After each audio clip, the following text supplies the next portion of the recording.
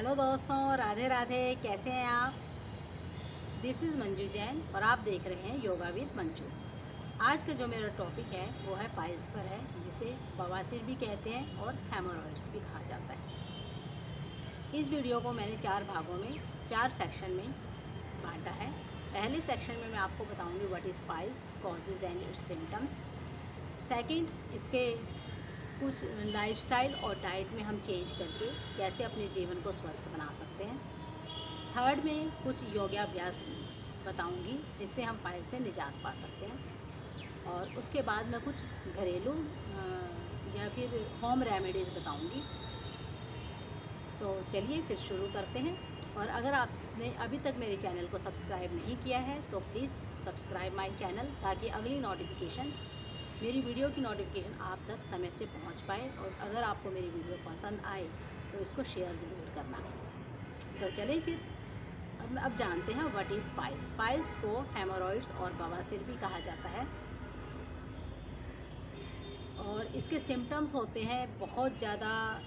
जब हम stool pass करते हैं तो हमें बहुत ज़्यादा स्ट्रेन पड़ता है और हमें दर्द होता है, और कभी कभी तो इतनी ब्लीडिंग होती है और दर्द भी बिल्कुल सहन नहीं होता, इतना दर्द होता है। वैसे तो ये बीमारी बहुत कॉमन है, बहुत लोगों को हो जाती है, लेकिन इसका एक्सट्रीम यही है कि जिसको ये बहुत ज़्यादा एक्सट्रीम में पहुंच जाती है उनको दर्द होता है और उनको ब्लीडिंग ज़्यादा होती है। इसके कॉजेज़ देखते हैं। कॉजेज़ होते हैं इसके क्रॉनिक कॉन्स्टिपेशन, क्रॉनिक डायरिया, बहुत लंबे समय तक एक ही जगह पर बैठे रहना। थर्ड वन होता है प्रेगनेंसी। फोर्थ वन होता है हमारा ये लाइफस्टाइल डिसऑर्डर है, डिसऑर्डर डिजीज़ है। और उसके नेक्स्ट है कि हम अपने खाने पीने में ध्यान नहीं देते हैं, इस वजह से भी कॉन्स्टिपेशन हो जाती है, जिसकी वजह से हमें आगे चल के बहुत ज़्यादा डिफ़िकल्टीज फेस करनी पड़ती है। तो आइए कुछ लाइफस्टाइल में चेंजेस करके और डाइट में चेंज करके हम अपने जीवन को स्वस्थ बनाएं। सबसे पहले तो हमें बहुत ज़्यादा पानी पीना चाहिए। हमें पानी की कमी बिल्कुल नहीं रखनी चाहिए। दिन में कम से कम 4-5 लीटर पानी हमें पीना ही चाहिए, जिनको कॉन्स्टिपेशन की दिक्कत रहती है। सेकेंडली, हमें प्रोसेस्ड फूड और जंक फूड को अवॉइड करना चाहिए। थर्ड, हमें स्मोकिंग और अल्कोहल से दूर रहना चाहिए। फोर्थ वन, हमें बहुत ज़्यादा टाइट कपड़े नहीं पहनने चाहिए। हमें रात को जल्दी सो जाना चाहिए और सुबह उठकर कुछ हमें योगाभ्यास करने चाहिए, जिससे हमारी कॉन्स्टिपेशन दूर हो सके। हमें अपनी डाइट में ज़्यादा से ज़्यादा फाइबर्स ऐड करने चाहिए। बहुत ज़्यादा फ्रूट्स और सैलेड्स ज़्यादा खाना चाहिए। 2 मील के बीच कम से कम 6 से 7 घंटे का गैप रखना चाहिए। फ्रूट्स में हम पपाया खा सकते हैं, या जिसमें बहुत ज़्यादा फाइबर हो वो वाले फ्रूट्स खाने चाहिए। प्लम खाना चाहिए, नाशपाती खाना चाहिए। एप्पल, कहते हैं ना, an apple a day keeps the doctor away. Apple ज़रूर खाना चाहिए। और हमें छाछ पी सकते हैं, नींबू पानी ले सकते हैं। और ज़्यादा से ज़्यादा हमें लिक्विड डाइट लेनी चाहिए। अपने खाने में हमें फाइबर ऐड करनी चाहिए। तो आइए चलिए कुछ योगाभ्यास के द्वारा मैं अब आपको बताती हूँ हम कैसे इस बीमारी से निजात पा सकते हैं। चलते हैं। सबसे पहले तो आप वज्रासन में बैठ जाइए। वज्रासन एकमात्र ऐसा आसन है जिसे हम खाना खाने से पहले और खाना खाने के बाद कभी भी कर सकते हैं।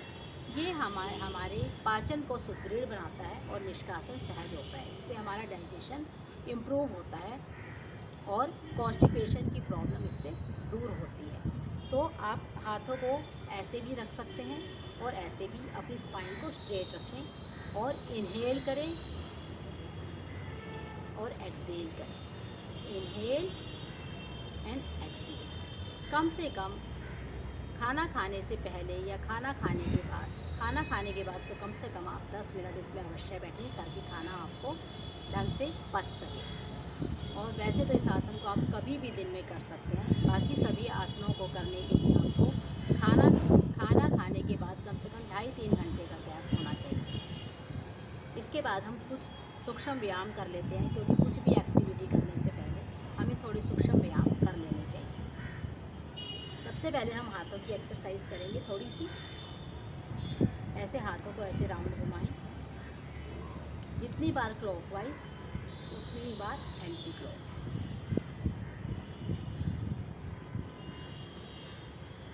नेक्स्ट हम कुछ नेक की एक्सरसाइज कर लेते हैं ताकि हमारे शरीर में फ्लेक्सिबिलिटी आए। इनहेल करते हुए हाथों को ऊपर ले जाएं, एक्सहेल करते हुए नीचे। इनहेल करते हुए ऊपर, एक्सहेल करते हुए नीचे। ऐसे ही इसको एंटी क्लॉकवाइज भी करना है। इनहेल करते हुए ऊपर और एक्सहेल करते हुए नीचे।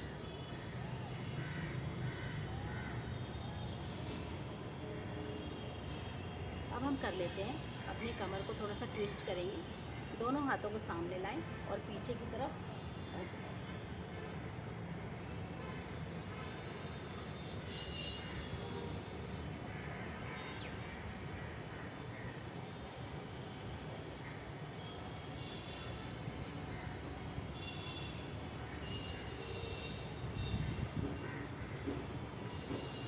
नेक्स्ट पैरों को हम थोड़ा आगे पीछे स्ट्रेच करेंगे, अपने टोस को।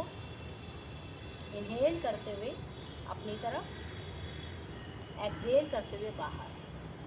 इनहेल करते हुए अपनी तरफ और एक्सहेल करते हुए बाहर। फिर इसको क्लॉकवाइज, और जितनी बार आप क्लॉकवाइज करेंगे उतनी ही बार एंटी क्लॉकवाइज भी करेंगे।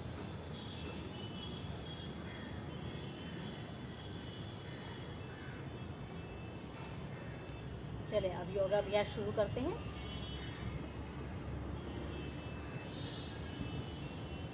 करेंगे मंडूक आसन। मंडूक आसन में सबसे पहले अपने हाथों की ऐसे मुट्ठी बनाएं। इससे आपके पैनक्रियाज और लीवर पे बहुत सुंदर प्रभाव पड़ता है और कॉन्स्टिपेशन दूर होती है और सारा जो ब्लड सर्कुलेशन है एब्डोमिनल की तरफ आता है। इनहेल करें, एक्सहेल करते हुए नीचे की ओर बेंड करना है।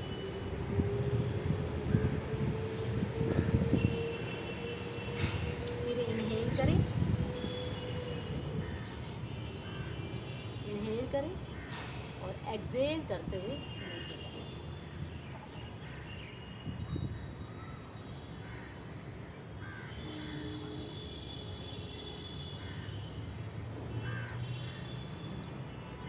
धीरे धीरे वापस आएंगे। इसके बाद करेंगे हम मल आसन।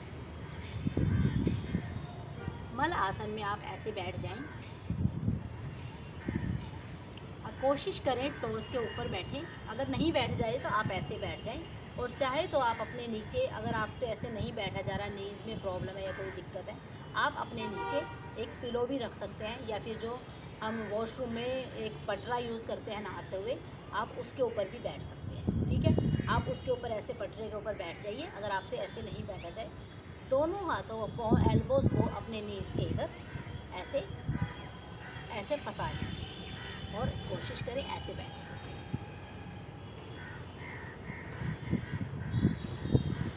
शुरू में आप, अगर आप बिगिनर हैं तो थोड़ी देर ही प्रैक्टिस करें, जैसे आप 5 मिनट बैठ गए या फिर 1 मिनट बैठ गए, फिर धीरे धीरे अभ्यास को बढ़ाते रहें और इसमें आप इनहेल और एक्सहेल करते रहें।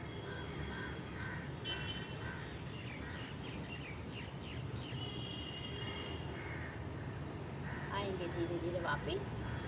इससे आपके एब्डोमिनल पर बहुत अच्छा प्रेशर पड़ता है, जिससे हमें हमारा स्टूल पास करने में इजी रहता है। नेक्स्ट करेंगे पश्चिमोत्तानासन। दोनों पैरों के पंजों को आगे की ओर स्ट्रेच करें। दोनों हाथ घुटनों पर, स्पाइन को स्ट्रेट रखें। इनहेल करते हुए तो अपने दोनों हाथों को ऊपर की ओर ले जाएं और एक्सहेल करते हुए नीचे। अगर आप सिर्फ इतना आ रहे हैं तो कोई बात नहीं, आप आराम से इतना ही रहिए। फिर एक्सहेल, ऊपर इनहेल करें, फिर एक्सहेल करते हुए नीचे। धीरे धीरे जब आपको अभ्यास हो जाए तो और थोड़ा नीचे आएँ, और थोड़ा नीचे, और लास्ट में आके आप अपने अंगूठों को पकड़ लें।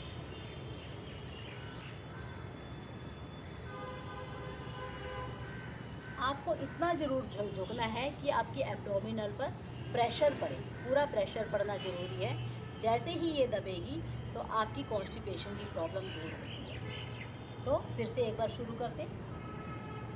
आप ऐसे ऐसे धीरे धीरे करके आप ऐसे भी कर सकते हैं इसको, और ऐसे पकड़ना है। यहाँ पे आपको इनहेल और एक्सहेल करते रहना है। हर आसन को कम से कम आप 5 मिनट तक तो ज़रूर रुके, ना रुका जाए तो धीरे धीरे आप टाइम लिमिट को एक्सीड करते रहें। पहले थोड़ी देर रुके और फिर थोड़ी ज़्यादा देर। इसके बाद हम करेंगे विपरीत करने। अपने आसन पर ऐसे लेट जाएं,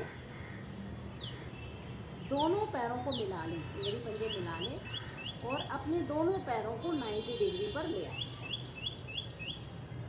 आपका जो सारा ब्लड सर्कुलेशन है आपका एब्डोमिनल की तरफ आ रहा है। इससे कुछ देर यहाँ पर रुके, कम से कम 30 सेकंड रुकें और इनहेल और एक्सहेल करते रहें।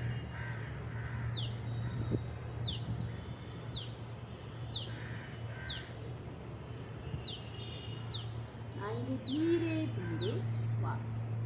एड़ियों को पटकना नहीं है, कहीं नहीं तो आपकी एड़ियों में चोट लग सकती है। बिल्कुल आराम से आपको नीचे आना है। फिर से एक बार करेंगे, इनहेल करें, अपने दोनों पैरों को 90 डिग्री पर लाएं और यहाँ पर 30 सेकंड के लिए रुकें। इसके कम से कम आपको 5 सेट करने हैं और यहाँ पर रुकें। आप इसको चाहे, अगर आपके आसपास कोई दीवार है, आप अपने पैरों को जैसे हिप्स को अपनी दीवार से लगा लें और अपने पैरों को ऐसे दीवारों पे ऐसे खड़ा कर लें। धीरे धीरे जब आपको प्रैक्टिस हो जाए तो आप बिना दीवार का सहारा ले भी कर सकते हैं। और फिर धीरे धीरे वापस। नेक्स्ट करेंगे सर्वांग आसन। ये थोड़ा एडवांस है। अगर आपको धीरे धीरे प्रैक्टिस हो जाए, जब इसकी आपको हलासन की, अर्ध हलासन की, विपरीत करने भी इसको कहते हैं, तब आप सर्वांग आसन भी कर सकते हैं। जैसे दोनों पैरों को ऊपर लेके जाएं और यहाँ से अपना प्रेशर देते हुए दोनों पैरों को ऊपर उठाएं।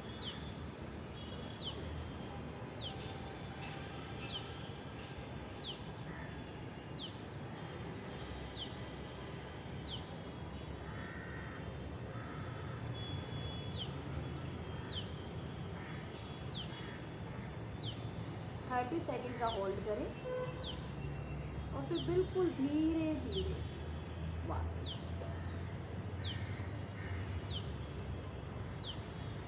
रिलैक्स करें। हर आसन करने के बाद कम से कम 1 मिनट का रिलैक्स जरूर करें।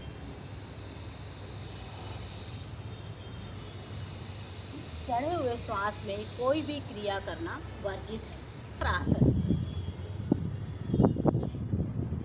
अपने लेफ्ट लेग को ऐसे फोल्ड करें और जो लेफ्ट हैंड है इसको आप यहाँ पर पीछे रखें, ठीक है। राइट लेग को आप स्ट्रेट रखेंगे।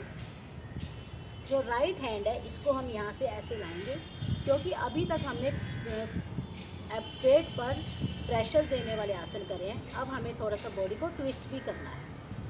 ट्विस्ट करने से जो हमारी इंटेस्टाइन में गंदगी जमा हो जाती है वो साफ़ हो जाती है। तो इसको ऐसे करें। हाथ को चाहे आप ऐसे भी रख सकते हैं और इसको हम ऐसे भी रख सकते हैं। स्पाइन आपकी स्ट्रेट रहनी चाहिए।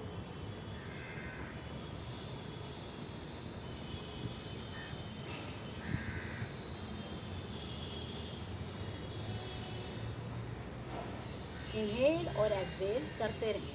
Breathe in, breathe out. 30 second आप कम से कम रुके यहाँ पर। फिर आपको ये दूसरे पैर से भी करना है। मैं आपको इधर से करके दिखाती हूँ। इस पैर को आप ऐसे फोल्ड करें, राइट लेग को फोल्ड करें, लेफ्ट हैंड को इसके ऊपर से लाएं और राइट हैंड को पीछे। बॉडी को पूरा ट्विस्ट करें। Inhale, exhale. 30 सेकंड तक रुके। फिर धीरे धीरे। ये हो गया आपका योगाभ्यास, जिसे आप करके अपने पायल से निजात पा सकते हैं। अब मैं आपको बताऊंगी अश्विन मुद्रा। अश्विन मीन्स होता है जैसे घोड़ा होता है। अश्विन का मतलब घोड़ा जैसे फ्रेश होने के बाद, पोटी जाने के बाद वो अपनी रेक्टम को, अपनी एनस को कॉन्ट्रैक्ट करता है और रिलीज़ करता है।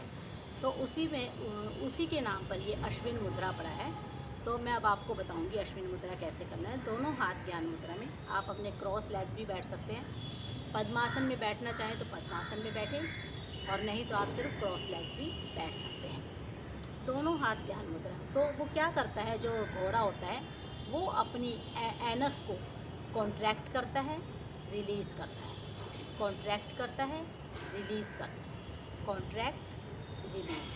इससे क्या होता है, जो हमारा एनस का और रेक्टम का एरिया होता है वहाँ पे ब्लड सर्कुलेशन बहुत अच्छा होता है, इम्प्रूव होता है ब्लड सर्कुलेशन, और इससे हमारे जो ये पाइल्स में दर्द होता है उससे हमें धीरे धीरे निजात मिलती है।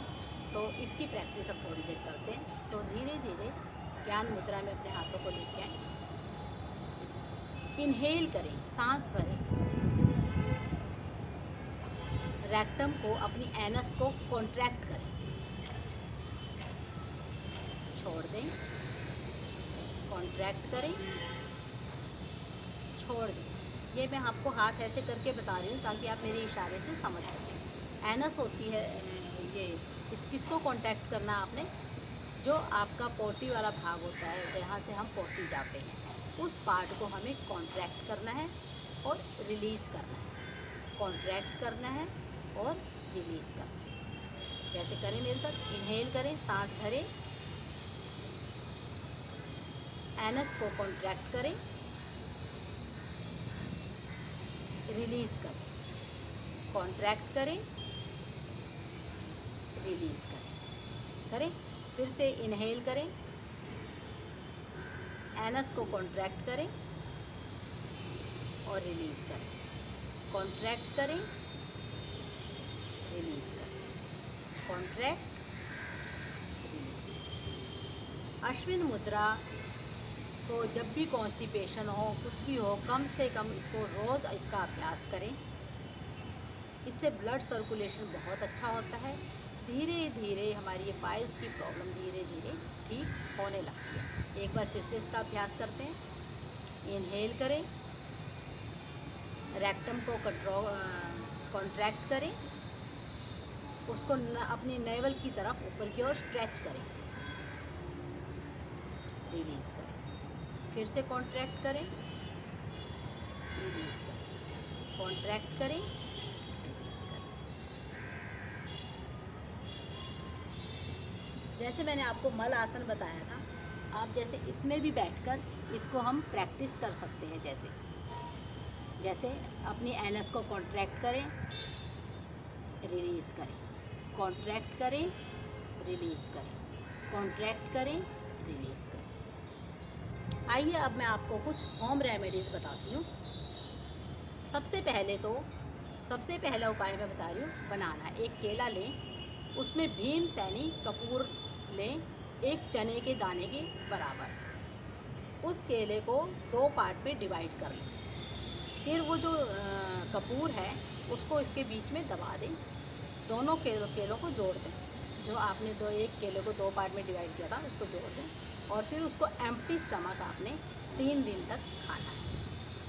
सेकंड उपाय मैं बताती हूँ आपको। जैसे आप सुबह सुबह उठ के एम्प्टी स्टमक छाछ पिए, बटर मिल्क। वो बटर मिल्क जो घर का बना हुआ हो, जैसे उसमें आप सिर्फ 3 चम्मच दही मिलाएं और कम से कम 1.5 गिलास पानी। पहले उस दही को अच्छी तरह से मथ लें कि उसमें दही का एक भी दाना ना रहे। अच्छी तरह जब आप उसको मथ लेंगे, फिर उसमें आप 1.5 गिलास उसमें पानी डाल दें। उसमें आप भुना हुआ जीरा और थोड़ी सी भुनी हुई अजवाइन डाल दें, और थोड़ी सी हल्दी हल्का सा गरम करके और उसमें डाल दें, और थोड़ा सा काला नमक आप मिला सकते हैं उसमें। और आपको ये सुबह सुबह रोज़ खाली पेट पीना है, तुरंत ही पी लें। इस उपाय को आपने 5 दिन करना है। तो आप इन सभी उपायों में से कोई भी उपाय कर सकते हैं जो आपको अच्छा लगे। अगर जैसे 3 दिन आपने केले का उपाय किया, उसके बाद भी अगर आपको ठीक नहीं होता है तो आप ये दूध का उपाय कर सकते हैं 5 दिन तक। तो आशा करती हूँ आपको मेरी वीडियो समझ आई होगी, पसंद आई होगी। अपने थोड़े से लाइफस्टाइल को और डाइट में चेंज करके आप अपने जीवन में बदलाव ला सकते हैं। और अपने स्वस्थ जीवन जी सकते हैं। अगर आपको मेरी वीडियो पसंद आई हो तो इसको शेयर ज़रूर करें, मेरे चैनल को सब्सक्राइब ज़रूर करें। अगर आप मेरे साथ जुड़ना चाहते हैं, मेरी योगा क्लासेस आप चाहते हैं, तो आप मुझे व्हाट्सएप करें 9811148716। तो तब तक के लिए धन्यवाद।